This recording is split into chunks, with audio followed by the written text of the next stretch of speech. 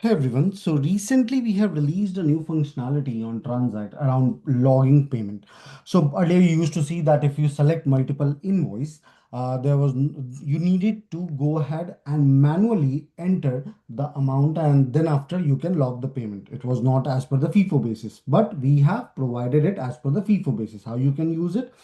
Go to all modules, then quickly go to payments module. Now once you will come in payments module, please check, let's take an example. This is two of the invoices of the same company. So I will simply just select it, click on log payment, and now here you can simply just see that it comes as per the FIFO method. So it will take the first invoice which was created on the top and then after the latest invoice in the last. So this is how you can go ahead and simply just type the amount. You can do the calculation as well, auto disbursement of payment, and accordingly can select the payment date, payment account, and log the payment. I hope this particular video will be helpful to you in order to log the payment as per FIFO method. So it will help you if you have a long list of invoices.